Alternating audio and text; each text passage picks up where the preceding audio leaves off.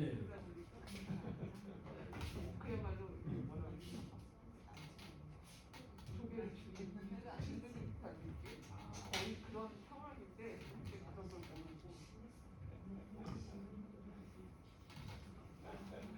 지금은 근데 구하시면 되고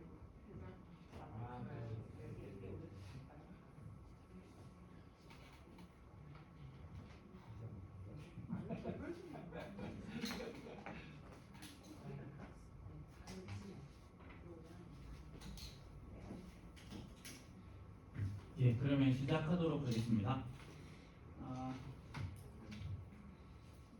오늘은 진짜 빨리 마칠 것 같습니다. 그냥 하는 거예요.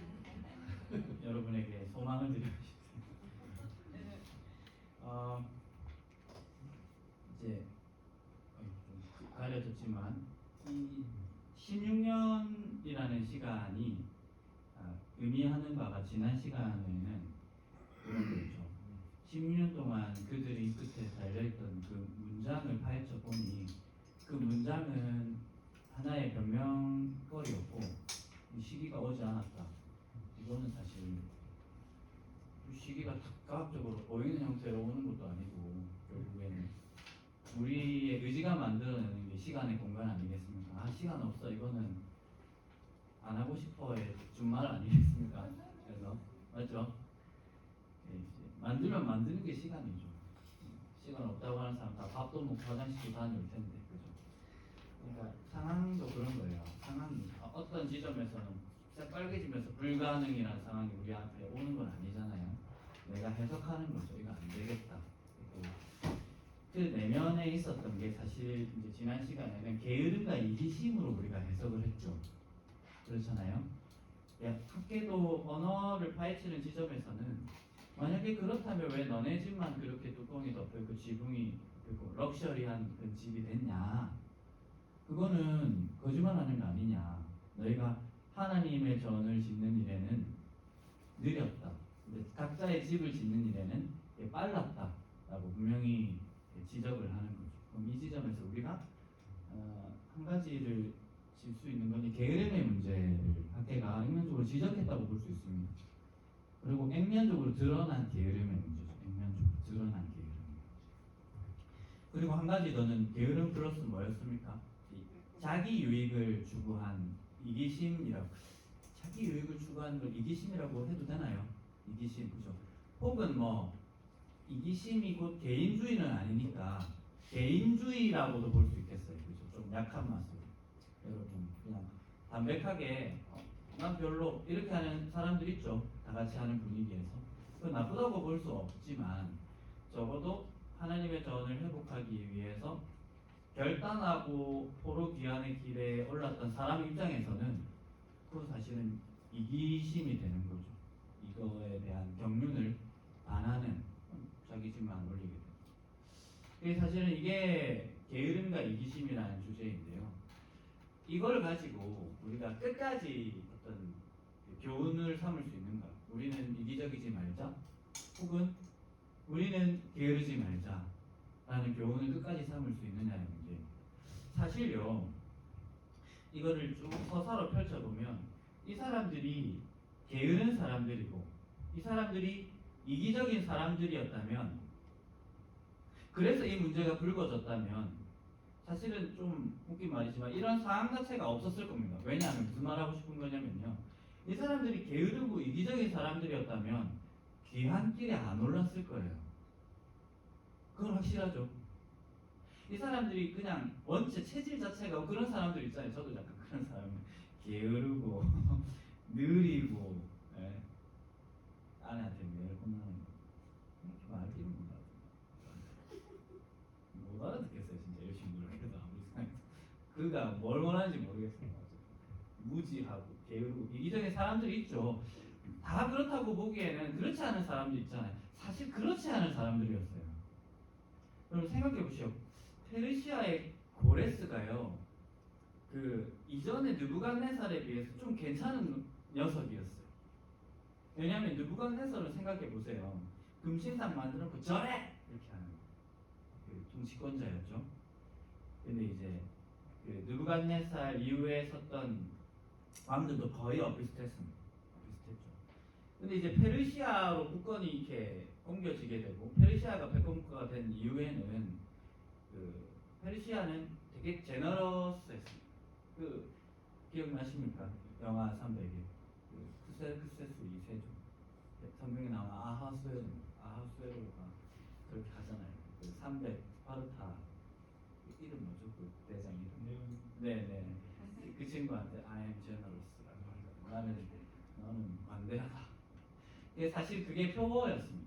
페르시아 역사적 표어였습니다. 사실 그 페르시아의 표어를 거의 벤치마킹한 게 이게 로마의 카이사르의 팍스 로마나입니다. 로마가 있는 곳에는 박수, 피스가 있다. 로마는 압제하지 않는다. 로마는 평화를 준다. 이런 거. 그냥 큰 우산 안에 다 들어와 이런 건 자신 있으니까요. 진짜 자존감 높은 사람 안 싸우죠. 막 안 할킵니다. 진짜 큰 사람들은 해. 근데 내 바운더리 안에서 네 하고 싶은 거 다 해. 이렇게 하는 거죠. 페르시아의 키루스 2세도 그런 대왕이었거든요. 그런 황제였습니다. 그러니까 페르시아에 남아서 믿음을 지킬 수 있었어요. 아이러니하죠. 역사적으로 존재했었던 사람도 있었습니다. 페르시아에 남아서 그 뭐 회당이나 이런 걸 통해서 토라를 읽고 또 소박하지만 예전과 예배를 드릴 수 있었습니다. 왜냐하면 페르시아 안에서도 얼마든지 그렇게 할 수 있고요. 그렇게 할 수 있다고 말한 고레스 왕이었기 때문에 너네 집으로 돌아가도 되라고 얘기한 거예요.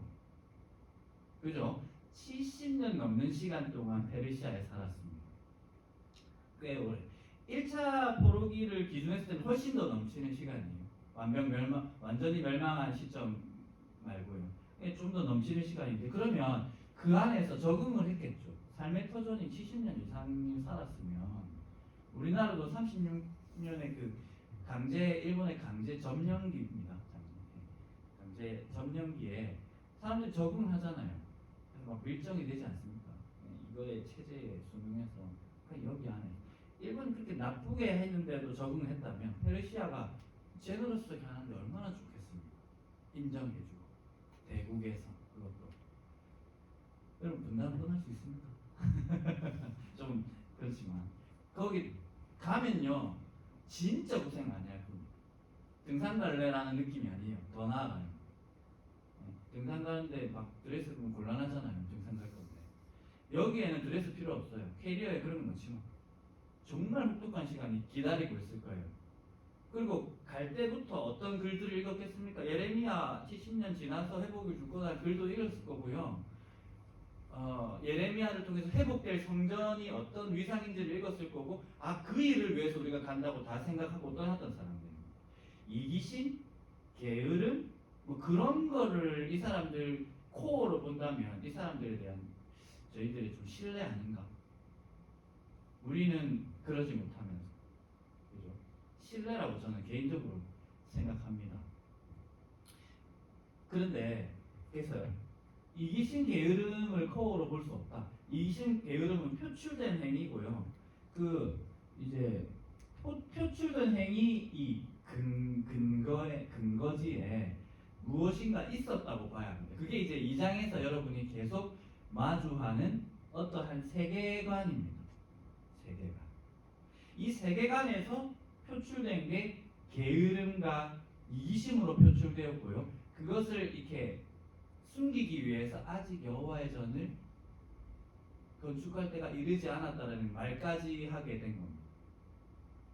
그러니까 포로귀환으로 해서 그 일을 신념어리게 하던 사람들이 16년간 폭삭 주저앉게 만든 직접 요인은 게으름과 이기심일 수가 없다는 거예요. 실은 어떤 세계관적인 문제가 생겼다는 거예요. 여러분 다 아시겠죠? 그게 뭐겠습니까? 그게 뭐겠습니까? 2장에서 계속 강조되고 있는 지금 또 소개해드리겠습니다. 너희 가운데 남아있는 자 중에서 이 성전의 이전 영광을 본 자가 누구냐? 이거였죠. 이제 이것이 너에게 어떻게 보이느냐? 이것이 너희 눈에 보잘것없지 않냐? 학계가요 보이는 대로 묘사합니다. 학계는 어떤 지점에서 정신승리하지 않아요. 우와 진짜 큰데 진짜 대단하다. 아빠 정말 나한테 좋은 거 사줬어 라고 하면서 뭐 1,000원짜리 장난감 하나. 그런 사람 아니었어요. 학계가 딱 봤을 때 이 사람들이 이걸 보고 정확하게 말하면 16년 전에 이 기초가 놓이는 걸 보고 어떤 감정이었을지 또 그 자신도 어떤 감정이었는지를 부정하지 않습니다. 정말 보잘것없어요. 무엇에 비해서요? 자기들 제각각 주관적으로 갖고 있는 기대들에 비해서? 아닙니다. 말씀이 바로는 그 예언의 말씀에 비해서 너무 작고요.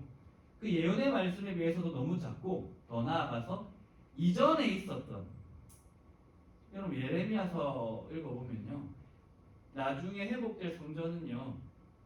그 전에 있었던 성전과 비교할 수 없다라는 뉘앙스의 말들이 너무 많이 나와요. 그 이전의 성전은 뭐예요?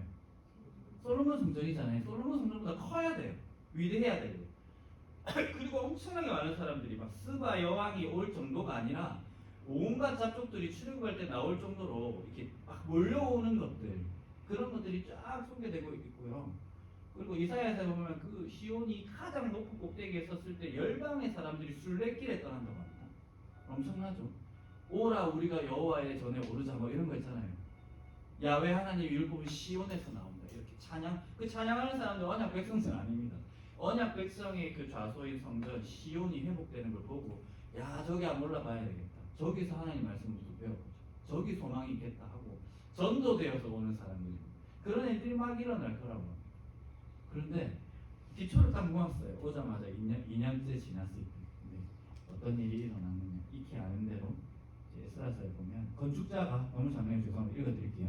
여호와의 성전의 기초를 놓을 때에 제사장들은 예복을 입고 나팔을 들고 아삽 자손 레위 사람들은 재금을 들고 서서 이스라엘 왕 다윗의 규례대로 여호와를 찬송하되 찬양으로 화답하며 여호와께 감사하여 이르되 주는 지극히 선하심으로 그의 인자하심이 이스라엘에게 영원하시도다 하니 모든 백성이 여호와의 성전 기초가 놓임을 보고 여호와를 찬송하며 큰 소리로 즐거이 부르며 제사장들과 레위 사람들과 나이 많은 족장들은 첫 성전을 보았으므로 나이가 많은 족장들이었습니다. 이제 이 성전의 기초가 놓임을 보고 대성통곡하였습니다. 엉엉 울었어요. 여러 사람은 기쁨으로 크게 함성을 지르니 백성이 크게 외치는 소리가 멀리 들리므로 즐거이 부르는 소리와 통곡하는 소리를 백성들이 어떻게 하지 못하게 분간하지 못할 정도가 되었습니다. 그러면 이 나이 많은 사람들의 담론이요 당연히 그 다음 세대에 넘어갔다고 봐야 되겠죠. 이들이 죽으면서도 그런 식의 세계관을 가지고 있었기에 젊은 사람들의 눈에도 이제 사실 여기서 막 기뻐하던 사람들도 있었겠지만 이것이 점점 시간이 지날수록 엄마 아빠 표정이 별로 안 좋은 거예요. 왜 안 좋아하시지? 왜 그러세요? 엄마 아빠 그런 거. 구약 성경에 너희 자녀가 너희에게 묻거든 대답할 내용을 하나님 알려주는 그게 이제 가족 문화죠. 대가족 문화이기도 공동체적인 문화. 담론이 되게 빠른 속도로 공유됩니다. 왜 울어요? 왜 통곡하세요? 아니야 하는 사람도 있었겠지만 그려보면 이게 너무 별로다. 이게 내가 생각했던 이러려고 내가 개척교회 온 게 아닌데 그 자녀들이 신앙생활 제대로 할 수 있겠습니까? 그 세계관이 이제 점점 교습하는 겁니다. 결국에는요 이 게으름과 이기적인 저 남자 보세요. 저 혼자 우산 쓰게 도저히 그림 우산 쓰게 살아갈 이유가 없는 사람인 것 같아요. 집에서 저런 진짜 혼나는 점. 패배의식과 비관론. 패배의식과 비관론입니다. 이거 별로 중요하지 않은 일인 것 같아 라고 점점 생각이 드는 거예요. 이거 이번이 아닌 것 같아. 이 성전이 예레미야 말한 게 아닌 것 같아. 우리 좀 시쳇말 쓰겠습니다. 뻘짓하고 있는 걸 수도 있겠어. 이거 별론데 이런 생각들이 점점 퍼져나가는 거예요. 사람은요 그 의미 있는 일에 투신하려고 합니다. 이거가 의미가 없게 느껴지면 미닝글리스죠. 의미가 없어져 버리면 어떠한 의욕도 가질 수 없어요. 저는 그 일이 일어났다고 생각해요. 그 일이 일어나서 그 일이 먼저 일어나서 이후에 일어난 정치적인 박해랑 딱 만나니까 아이고 맞다. 좀 그려지십니까? 이해되시죠? 희망차게 왔고요. 근데 여러분 그 평면의 세계지만 그 우리 박세훈 쌤 오면 좋았겠지만 그 진짜 웃긴 게 그 설계 도면만 봐도 설계자들은 딱 느낌이 온대요. 어느 정도 규모인지. 그죠? 근데 그게 아니라 2차원의 세계 기초만 놓였지만 아이가 이거 이 정도 사이즈겠는데 뭐 어른들은 성정을 하는데 여기서 하나님이 여기서 뭐 만인들이 온다고 이거 가지고 지금 뭐 하자는 거고 이런 생각들이 이 일을 의미 있게 만들기보다는 좌절하고 낙망하게 만들었던 거예요. 그래서 밖에서 보면요 이들의 마음을 만져요. 여기 하나님이 계신다. 하나님이 여기 함께 하실 거고 이게 의미 있는 일이다. 나중에는 이거 진짜 굉장해질 건데 나하고 믿어봐라. 이게 거듭 사용되는 게 내가 너와 함께 간다. 이 일을 다르게 보기 시작하는 게 치료 과정이었어요. 사실 전 치료 과정이었던 거예요. 학생들을 가르쳐봐도 그래요. 얘네들이 왜 공부를 안 하느냐? 공부를 하려고 하는 애는 왜 하느냐? 될 것 같으니까 하는 거고요. 게을러서 안 하느냐? 아니에요. 안 될 것 같으니까 안 하는 거예요. 해도 안 될 것 같거든요. 그래서 그거를 이제 심어줘야 돼요. 소소하게 하면 된다는 느낌을 줄 수 있어야 되고요. 이게 의미 있다고 느낌을 줄 수 있어야 돼요. 그렇게 해야 이제 더 큰 일에 도전할 의지가 생기는데 사실은 패배의식과 비관론이 그 시대를 16년간 그들은 아무것도 안 짓고 자기 집만 지었지만 실은 그 중앙에 헐빈하게 기초가 놓여있는 공간에 가상의 현실에서 엄청나게 많은 게 쌓여 있었습니다. 그게 뭐냐면 패배의식과 이 일이 의미가 없다는 거예요. 그 건축물이 사실은 16년간 쌓여 있었던 거예요. 그래서 딱 보니까 그게 너무 높은 거예요. 밖에 가서 그거를 이제 꽝 하고 무너뜨리는 거예요. 우선 그 전에 그들의 이 허울뿐인 입술의 말을 착 대체를 하고 게으름과 이기심, 배후에 자리 잡혀 있는 하부 구조에 자리 잡혀 있는 패배의식과 비관론을 깨부수는 글을 여러분은 학계서로 마주하고 있습니다. 그래서 이제 이 성전의 나중 영광이 이전 영광보다 크리라는 하나님 야훼의 말씀을 학계가 거듭 말씀하고 있는 것이죠. 그리고 뭐 제가 이렇게 쓰지는 않았지만 이렇게 쭉 읽어보면 그런 내용들이 2장부터는 많이 나오죠. 특별히 이제 여러분 성경을 한번 봐주시고요. 2장 4절에 스룹바벨과 그 대제사장 여호수아 먼저 세우는 게 급선무였어요. 그렇지 않겠습니까? 이 사람들도 눈이 있고 귀가 있는데 판단력이 있을 거 아니에요. 좀 숨기려고는 했겠지만 책임감 때문에 아니야 할 수 있어라고 했겠지만 그 심중에 점점 급속하게 이거 하려고 이 생각 목사가 무너지면 그래서 끝나는 겁니다. 장로님 직분자들이 무너지고 티는 안 나요. 그분들이 무너지는 게 일반 성도님 직분자 나눌 건 아니지만 책임이 주어진 자리에서는 표를 못 냅니다. 근데요 훨씬 그래서 급속도로 무너져요. 그래서 저는 스룹바벨과 대제사장 여호수에게 먼저 전하고 그들을 통해서 백성에게 말씀을 전한 이유가 여기에 있다고 생각합니다. 그래서 그 구조가 나오죠. 1장에도 그러잖아요.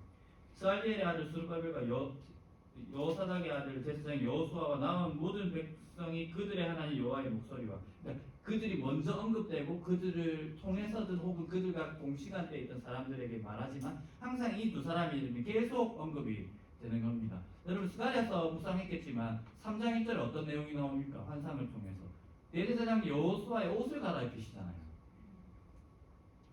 그러잖아요. 그리고 스룹바벨과 관련해서도 말씀을 주시고 스룹바벨에게는 4장에서 보면 등잔대가 있고 그 주변에 감람나무가 딱 서 있는 두 감람나무는 누구냐? 만유의 하나님 앞에 서 있는 두 직분자 기름 부음 받은 자들이 그게 누구겠습니까? 너봇들이다 너봇들. 기름 부음 받은 두 지도자 스룹바벨과 대제사장 여호수아 너희다. 너희를 통해서 등잔대가 제휴법이거든요. 등잔대를 통해서 등잔대만 회복한다는 게 아니고 성전의 작은 기구 하나를 상징으로 비유로 써서 전체 상징 이게 제휴법입니다. 비유 중에 하나가 전체를 뜻하게. 그러니까 너희가 그 근거가 될 거다. 너희가 듬직한데 그 채널이 될 거다. 계속 이제 심어주는 내용이 스가랴서에 나옵니다. 마찬가지입니다. 학계에서도 이 사람들을 이렇게 굳건히 할지어다. 하자크라는 단어가 사용합니다. be strong입니다. 하자크. 여기서 제가 수요일에 설교했는데 손을 강하게 할 때도 하자크, 손을 하자크 하라. 그리고 마음을 굳게 하라 해도 하자크입니다. 마음을 강하게 하라. 이 말이 전쟁 앞둔 전사들에게 주로 쓰였던 말입니다. 여러분 여호수아 어떻게 합니까? 마음을 강하게 하고 담대하게 하라. 거기서도 하자크가 사용됩니다. 큰 어떤 역사나 사여가 선 사람들의 마음이 무너져 있을 때 힘 좀 내라. 아이고 내가 함께 할게. 이 얘기를 하는 거를 하시고 있는 빨리 마칠게요. 그리고 너희가 함께 한다. 2장 5절에도 출애굽 얘기를 또 하죠. 애굽에서 나올 때 내가 너희와 언약한 말 이게 뭐겠습니까? 애굽에서 나올 때 하나님이 어떤 언약의 말씀을 주셨죠? 저는 이거 어떻게 보냐면요. 그 출애굽기 5장 3절인가요? 5장 3절에 이 언약의 말씀이라기보다는 5장 3절에 무슨 이 백성으로 하여금 내가 제사를 드리게 하려 합니다. 이 얘기가 거듭 나오거든요. 출애굽의 1차 목적이 뭔지 압니까? 궁극적으로 언약의 땅에 들어가는 거겠지만 예배를 드리게 하기 위해서였습니다. 파라오에게 모세가 와서 뭐라고 합니까? 내 백성 빼내 주십시오. 왜냐?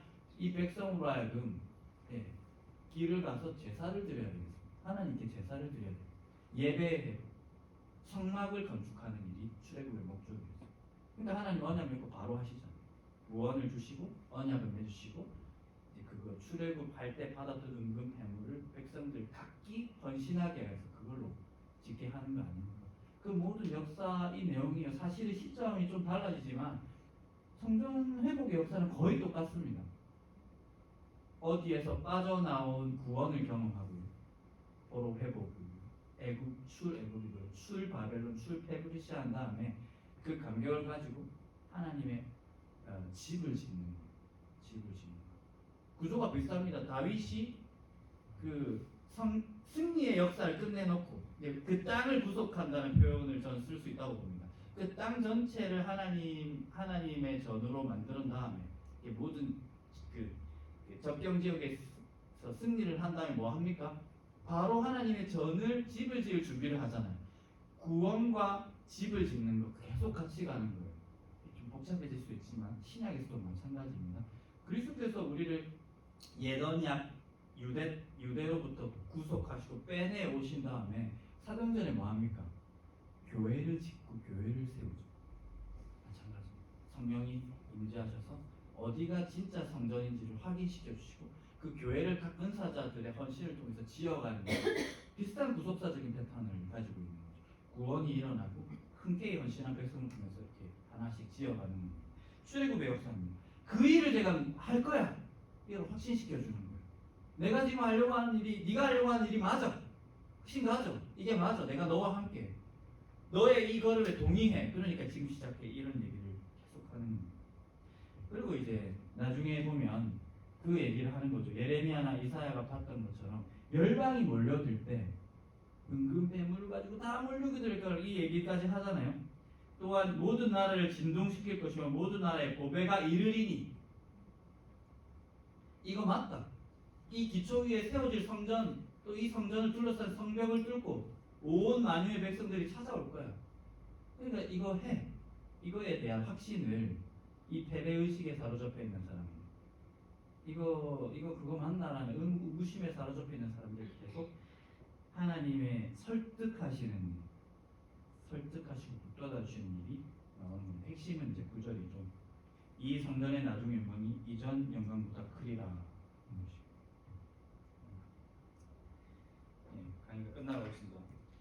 그리고 이제 한 덩어리 더 나오는 게 이제 9월 24일에 주신 말씀이죠. 이거 좀 간략하게 할 건데요. 앞부분은 이해가 되시죠? 네. 다시 복을 주시는 하나님의 말씀이 또 심겨지고 있습니다. 2장 17절을 읽어드리면 만군의 여호와가 말하노라 내가 너희 손으로 지은 모든 일에 곡식을 마르게 하는 재앙과 깐부기 재앙과 우박으로 쳤으나 너희가 내게로 돌이키지 아니하였느니라. 사실은 이게 뭔가 잘 안 됐다기보다는 운이 나빴다기보다는 하나님의 심판의 기간이었다는 게 참 아이러니하죠. 심판을 끝내고 돌아온 토록 귀한 백성들이 또 귀환한 다음에 하나님의 손에서 두들겨 맞고 있었다는 거예요. 근데 이걸 하나님이 때리고 있는지도 몰랐다는 거예요. 16년간 해배우식에 져서 아무것도 안 해버린 시간 때문에 그 사명을 저버리고 언약의 경륜, 구원의 경륜을 저버린 일로 인해서 하나님이 한죄를 들게 했다는 걸 이 사람들이 전혀 깨닫지 못하고 있었다는 거예요. 그 깨달음을 선사하는 것 역시 약에서 말씀을 통해서 알 수 있는 내용입니다. 그 내용 중 하나가 이제 시체와 부정의 비유, 아까 말씀드린 것처럼 이 내용이 2장 10절부터 쭉 나오는데요. 이제 쭉 읽어보면요, 특별히 사람이 22절에 사람이 옷자락에 거룩한 고기를 썼는데 그 옷자락이 만일 떡에나 국에나 포도주에나 기름에나 다른 음식물에 닿았으면 그것이 선물이 되겠느냐 하라. 학계가 물으면 이거 누구한테 물었습니까? 제사장들한테 물었어요. 이거 전문가들한테 물은 거예요. 모두에게 하고 싶은 말이 있는데 저 의사 선생님 일어나 보세요. 이렇게 하면 힘들겠죠? 이렇게 예 맞습니다. 이와 같이 너희가 이렇게 하고 있어. 이 얘기를 담론으로 펼치는 거죠. 학기가 1대 13절 시체를 만져서 부정하여진 자가 만일 그것들 가운데 하나를 만지면 그것이 부정하겠느냐. 제사장들이 대답하되 이르되 부정하리라. 여러분 여기서의 시체는요 여러 주회가들이 그 백성 중심에 있었던 그 성전의 기초라고 봅니다. 온전하지 않은 그 널브러져 있었던 그곳, 어떠한 그 정비도 이렇게 가이드도 없이 가드도 없이 이렇게 막혀져 있는 그 구별된 공간도 없이 이렇게 뻥 뚫려 있어 온갖 부정한 것들이 만져질 수 있었던 그 공간이 엄청 부정한 상태 도시예요. 여러분 성막 지을 때요 땅에 안 닿게 합니다. 아시죠? 그리고 그 재단도 돌을 올려서 바로 지면에 안 닿게 해요. 이렇게 떠 있어요. 어떤 것이 항상 끼어 있습니다. 그리고 그것도 높이가 있어서요. 거기에 들어가는 공간성을 지니게 됩니다. 3차원의 공간성을 띠게 됩니다. 지성소에 들어갈 때도 휘장이 있잖아요. 이게 이제 예수님 죽으실 때 찢어지지 않습니까? 그 공간성이 없는 이 공간이 아닌 영역을 부정하다고 할 수밖에 없는데 그걸 중심으로 두고 백성들이 동그랗게 살았거든요. 그리고 동그랗게 살면서 이제 주에는 그 동그랗게 산 영역 앞으로 이제 성벽을 올리거든요. 동그랗게 살면서 사는 가운데 각 가족들마다 성벽을 올립니다. 이게 이 동그랗게 있는 자기 지역의 중심에 아침만 일어나면 볼 수 있는 그곳이 이제 부정한 성전의 모양을 가지고 있는데 그거를 계속 이렇게 방치를 하는 거죠. 제사장들한테 말하는 거예요. 야, 이게 말이 되냐? 하나님 복 주시겠냐? 이게 말이 되냐? 하나님 복 주시면 그 복 주시는 건 하나님 아니지 않냐? 이교의 신이지. 하나님 그렇게 거룩을 강조하시는데 이 상태에서 어떻게 복을 주냐 하면서 이제 이것 자체를 심판의 시기, 핍절함의 원인의 시기로 이렇게 딱 규정을 하는 모습을 보여주고 있습니다. 예, 마지막으로 다시 복을 주시는 말씀이 나오는 거죠. 19절에 그러나 오늘부터는 내가 너희에게 복을 주리라 분명히 말씀하고 있습니다. 이건 역시 마찬가지죠. 지금 이 하수기에 주신 말씀이지만 이 날을 기점으로 대과거를 한번 생각해봐. 그때 그 핍절했던 16년의 기간을 그리고 점점 좋아졌지만 최근까지도 사실은 그렇게 막 명확하게 뭐 나아졌겠습니까 여러분? 명확하게 나아질 건 없겠지만 그러나 지금부터 이 사명에 완벽하게 헌신하고 있는 이 시점부터는 하나님이 너희들에게 다른 하나님으로 다가설 거라고 분명히 말씀하고 있습니다. 이것이 또 2장의 또 중심적인 내용이라고 할 수 있고요. 마지막으로는 이제 유다가 열방을 얻을 것이다라는 내용이 나오고 있습니다. 이 지점은요 2장 7, 8, 9절에 나오는 열방이 이 시온에 몰려들면서 은근 패물을 가지고 오는 이미지랑 좀 다르게 실제로 유다가 모든 열방을 지배하게 될 거라는 내용입니다. 어디가 어디로 몰려들게 되는 걸 넘어서요. 유다가 지금까지 경험했던 누가 나를 압제하고 통치자가 바뀌고 지금도 사실은 통치자 아래 있잖아요. 맞잖아요. 그 총독으로 불리잖아요. 스룹바벨이. 근데 이 지배 관계가 아니라 자유민으로서 진짜 궁극적으로 자유를 하나님께서 그대들에게 주실 것이다라고 말하고 있습니다. 특별히 이제 22절에 보면 여러 왕국들의 보좌를 얻을 것이요라고 좀 더 적극성을 띠고 있는 내용입니다. 승리가 주어질 거라는 내용이죠.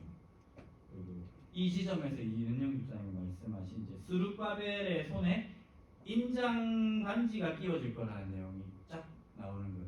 이거가 무엇으로 볼 수 있느냐면 다윗 언약의 성취라고 볼 수 있습니다. 예. 하나님께서 다윗에게 어떤 언약을 주셨냐면 이 규가 너희 집안에서 떠나지 않게 하겠다고 분명히 말씀을 하셨거든요. 근데 되게 처참한 시간을 보내잖아요. 지금 역시 스룹바벨이 왕이라고 볼 수는 없잖아요. 왕족이지만 다윗 왕가의 유력한 왕의 후계자였지만 그냥 총독으로 불리잖아요. 근데 그 스룹바벨에게 그리고 이 역사를 주도해야 될 스룹바벨에게 마지막 그림을 쫙 어떻게 펼치냐면 너가 왕이 될 거야 라고 분명히 말하고 있습니다. 이로써 하나님께서 그 태고의 역사부터 족장 시절부터 또 출애굽 시에부터 또 다윗에게 허락하신 언약의 말씀을 궁극적으로 성취하실 미래를 내다보고 있다고 할 수 있겠습니다. 왕권을 이렇게 이양받게 된다는 거죠. 여기까지입니다. 여러 가지 질문이 생길 수 있어요. 그럼 목사님 이게 나와야 될 질문이 뭡니다. 진짜 스룹바벨 성전이 그렇게 되었나요? 스룹바벨이 왕이 되었습니까? 혹은 스룹바벨 성전이 회복되고 또 뭐 2차 귀한 시에 또 주도했었던 성벽 재건이 마무리 느헤미야를 위시로 마무리된 다음에 진짜 이렇게 사람들이 막 몰려들고 유다 백성이 온 천하를 호령하게 되었습니까? 라고 물어본다면 문자적으로 역사는 아니라고 말하고 있죠. 아니잖아요. 그 이외에 파사, 마게도니아, 그리스, 로마 계속 압제로 1세기까지 이어지거든요. 이거 뭐 어떻게 봐야 되냐?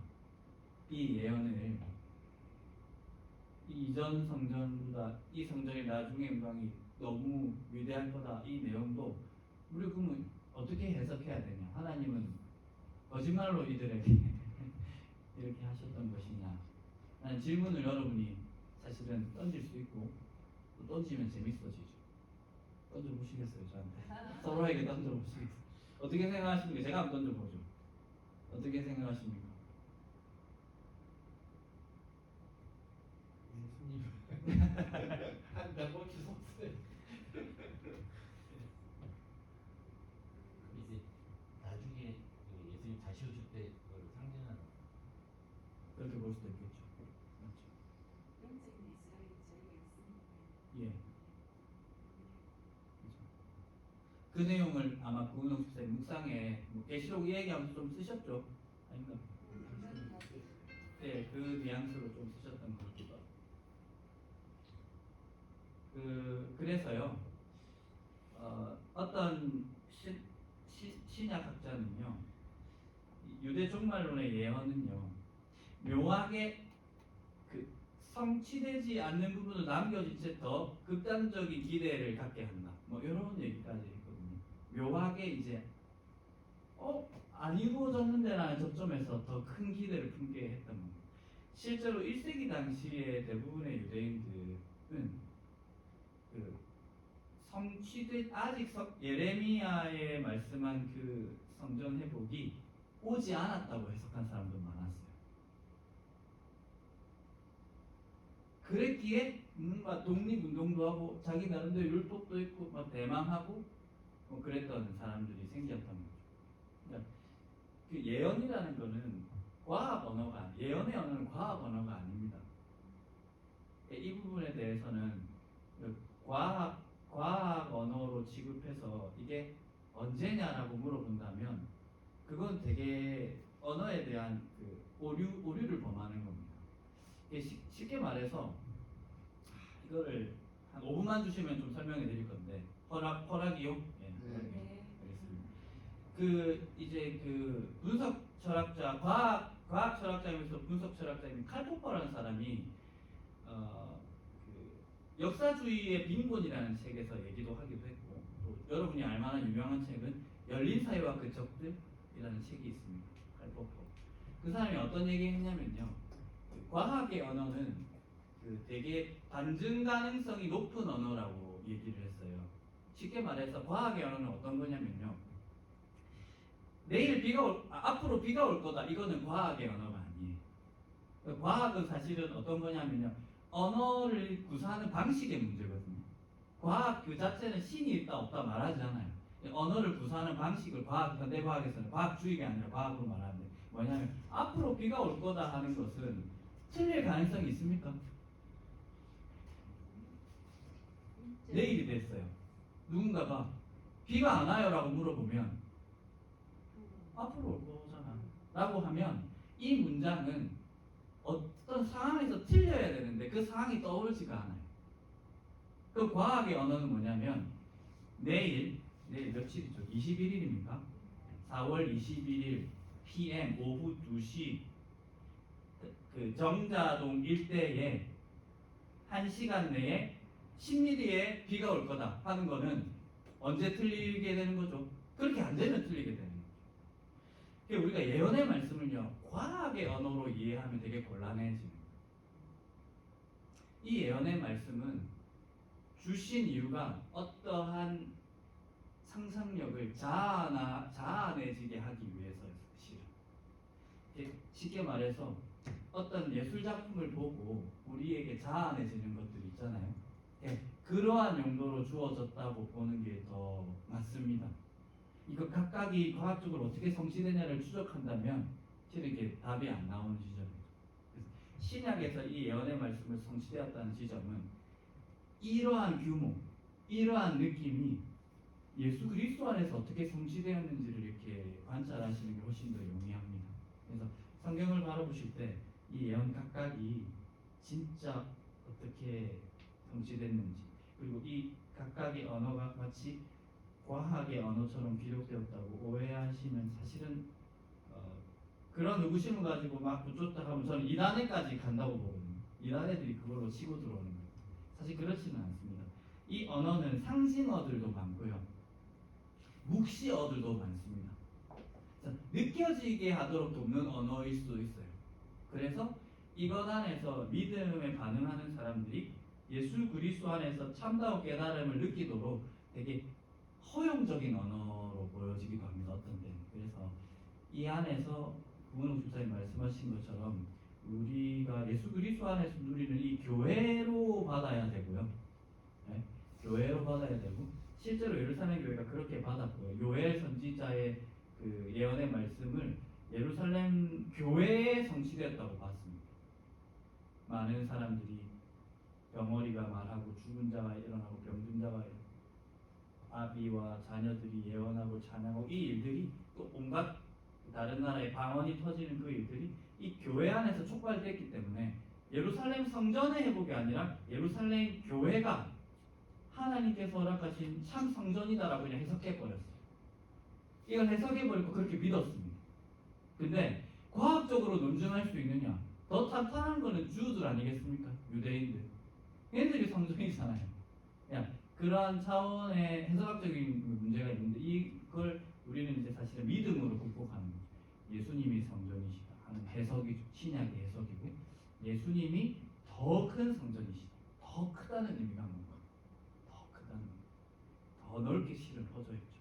예수 믿는 성전들이 더 넓게, 그리고 만유의 확장성을 지면서 선교 사역을 하고 있는 이때가 사실 학계가 바라보는 때라고 저는 보여집니다. 이거는 해석일 수 있어서, 만약 누군가가 진짜 그러한가, 이게 사실인가 물어봤을 때는 사실 수르바벨 성전은 완벽하게 그럴 수는 없었어요. 그 성전이 회복되고 앞뒤 역사를 보면 독립되지 않았습니다. 자유롭지 않게 되었어요. 그럼 이게 성취되지 않음으로 좀 더 기대감을 배가시키면서 신약으로 우리를 끌고 가는 내용이라고 할 수 있습니다. 신약에서 궁극적인 성취를 이루어낸다. 이제 오늘 말이 좀 잘 안 나와서 이 설명이 제대로 가는지 모르겠습니다. 예. 말씀하신 대로 하나님께서 말씀해 주신 성전 불법 이스라엘 사람들에게 기대하게 만든 그 성전이 네. 신약의 교회로 이렇게 맞습니다. 맞다고 되고. 예, 저는 그렇게 보고 우리는 그렇게 봐야 된다고. 우리는 그렇게 봐야죠. 하나님 신실하시니까. 언약에 신실하신 분이니까요. 그래서 교회는 구약 성경에서 신실하시겠다고 하신 예언의 신실성을 담보하는 교회 그 자체가 증거가 될 수 있습니다. 하나님 이렇게 우리에게 신실하시고 교회로 응답하셨다. 이 약속의 말씀이 교회로 응답하신 하나님. 이스라엘이 다시 회복될 거다. 지금 현재 우리 지구상에 존재하는 이스라엘이 회복될 거다는 것은 우리가 생각하는 거와 좀 다른. 예, 맞습니다. 이 주제가 사실은 엄청 디테일하게 로마서 9장에서 11장에 펼쳐지거든요.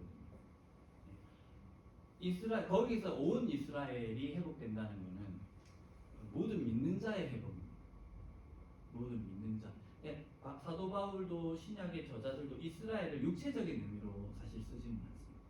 그 언어를 더 자기식대로, 자기 믿음의 방식대로 고백적으로 있습니다. 실은 이스라엘 그 자체도 혈육적인 공동체는 아니었습니다. 신앙 공동체였잖아요. 언약 안에서 신앙으로 맺어진 공동체였죠. 그렇잖아요.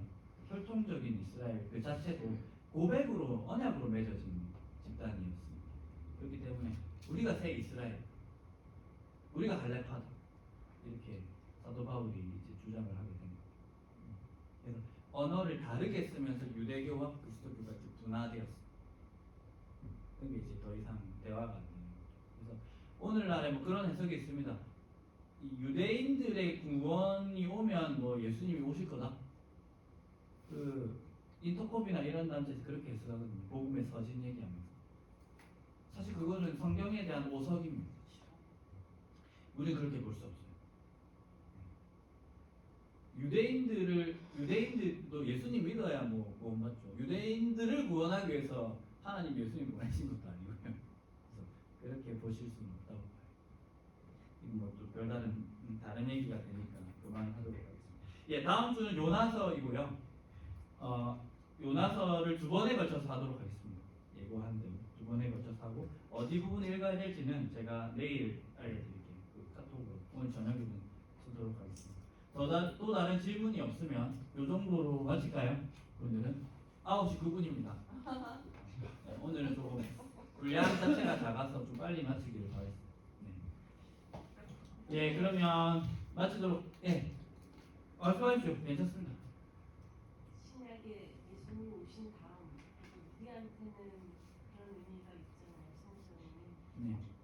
근데 이 시대의 이 사람들한테는 그냥 사람들은 예수님을 모르고 그 교회도 없고 이 사람들한테 보이는 건 초라한 성전뿐인데 사람들한테는 무슨 의미가 있을까요?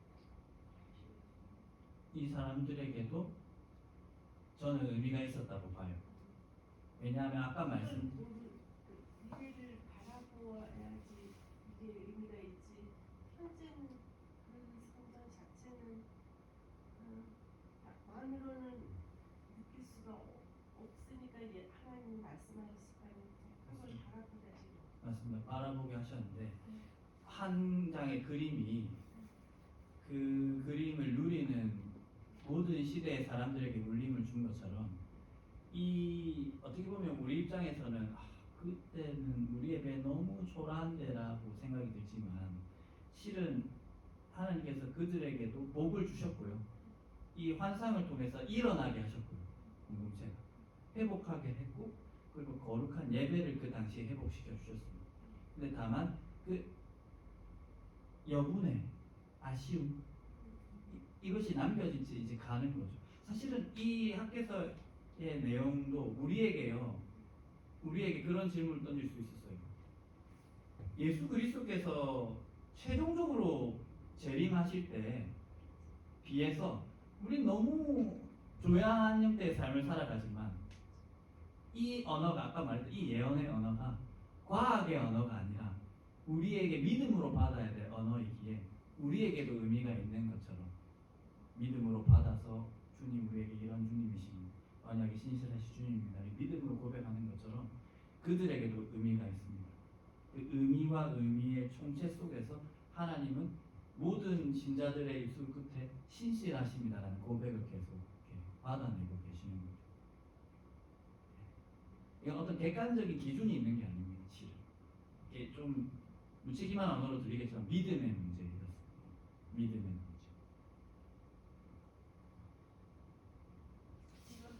그러면요 하나님의 기준하고 우리 기준하고 많이 그 틀린 거를 제가 많이 이렇게 느끼거든요. 예를 들면 목사님들이 뭐 교회 개척할 적에 늘 아까 목사님 말씀하셨듯이 많은 그런 말씀을 주셔요.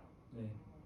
많은 무리가 오고 뭐 교회가 생 것처럼 그래갖고 목사님들이 교회 개척을 하시면서 굉장한 어려움을 당하시는데 자기가 받은 말씀하고 이게 틀리게 많이 오거든요. 네. 실제는 고생을 다 하셔요.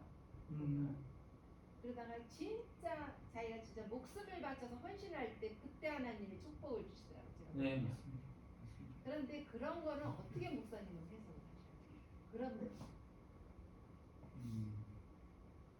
그래서 저는 거기에 대한 제가 그게 사람의 기준과 하나님의 기준이 틀려서 그러니까. 그러면서 제가 목사님들이 몇 번 말씀하시는 걸 들었는데 제가 좀 맨날 가끔 의문이 가는 점. 저의 경우에는 좀 그 지점이 저를 겸허해지게 만드는 것 같습니다. 목사 개인의 생각은 이 정도인데 하나님의 뜻은 또 완벽하게 제 뜻이라고 할 수도 없잖아요. 제가 있는 우리의 뜻이라고 할 수 없기 때문에 그 편차로 인해서 우리 스스로가 조금 겸손해지고 겸허해지고 확신에 차가다가도 결국 그런 거 있지 않습니까? 이때 인용해도 될지 모르겠지만 그 다니엘의 세 친구가 고백하잖아요. 그리 아니하실지라도 그 지점. 그러면 이게 무슨 뜻이냐면요. 우리 생각엔 그러잖아요. 절을 안 했을 때 바벨론 걔네들이 좀 못 보게 해주든가. 그 순간적으로 그렇게 기대할 수 있잖아요. 우리 생각에. 나는 절을 안 했는데 그 군인들이 그런 그 간증들 많거든요. 일본 수사가 나 분명히 날 잡으러 왔는데 방 안에 있는데 나를 못 보고 그냥 가더라. 그걸 기대할 수 있어요. 그 시점에. 근데 잡혔어. 그리고 불에 들어가기 직전에도 기대할 수 있잖아요. 우리 생각에는. 아이 그래 막 불에 들어가는 것보다 됐다. 너희 집에 가라. 이렇게 해서 하나님 우리를 좀 구원해 주실 수 없었을까? 근데 불에 던져요. 그리고 불에 던져지기 전에 이제 다니엘 제 친구가 뭐라고 하냐면 하나님 우리를 저기서 구원하실 거다. 사실 힘이 있다. 신실하신 분이다. 그런데 어디까지 열어놓냐면요. 그래서 랍비들 이걸 이제 부활에 대한 신앙 고문으로 보기도 하는데 그리 아니하실지라도 나는 절하지 않겠다를 불 가운데서 우리를 구원하지 않을지라도 하나님은 신실하시다라고 찬양한 것으로 해석을 합니다. 왜냐하면 우리 생각에 여기서 구원하시는 게 하나님의 신실함을 드러내는 거라고 생각하겠지만 꼭 여기가 아니더라도 설명할 수는 없지만 하나님 신실하실 거지 나에게. 이렇게 고백을 해버리는 거거든요. 하나님이 어떤 방식으로 신실하실지와 하나님은 이렇게 신실하시면 좋겠다라는 우리의 소망이 때때로 사마띠 아니할 때 그때에도 우리는 신앙할 수 있는가 믿을 수 있는가의 문제였어요. 이삭을 바치라고 하는 하나님의 시험도 그렇죠. 이삭을 통해 하나님 나라를 주신다고 했고 이 씨앗을 통해 열방을 얻을 거라고 했는데 단숨에 이삭을 내어놓으라고 하거든요. 그럼 무슨 말이야? 이삭을 바치라고 하는 건 언약관계 끝내자는 말이거든요. 논리적으로는. 근데 아브라함이 바치죠. 히브리서 해석은 바치면서도 언약을 믿었다고. 이율 배반적으로. 이삭을 바치면서도 이삭을 통해서 허락하신 하나님의 언약의 나라를 믿었다고 하는 거예요. 이게 무슨 말입니까? 결국에는 지금 이삭이 죽을지라도 하나님이 신실하시기에 죽은 자들 가운데 이삭을 다시 살리실 것을 언약에 신실하신 하나님을 믿었다는 거예요. 이 관점의 차이가 사실은 그 신앙을 더 성숙하게 하고요, 또 초연하게 한다고 저는 보여집니다. 그래서 어떤 지점에서는 우리의 관점이 없을 수 없죠. 그게 없으면 우리가 없어지는 거예요. 우리의 관점을 가지고 소망을 품지만 그것이 성취되지 않을 때, 마치 예언이 수르바벨 성전으로 성취되지 않은 것만 같을 때, 그때도 믿음이 꺾이지 않고 더 극단적인 갈망으로 표출되거든요. 유대 종말론에. 마찬가지입니다. 그럼에도 불구하고 하나님은 이 약속의 말씀에 신실하실 거라는 이 신앙을 다시 끝까지 부여잡고 가는 거죠. 그래서 그게 그런 접점에서 권사님의 질문에 그것이 다르기에 하나님 살아계시는 것이고, 그것이 다를지라도 하나님 우리의 삶에 신실하실 거라는 믿음을 우리가 가져야 된다고 저는 해석을 합니다. 달라질지라도 같을 수는 없으니까. 그래도 나는 믿겠다는 선언, 그것이 더 저에게 숭고하게 다가옵니다.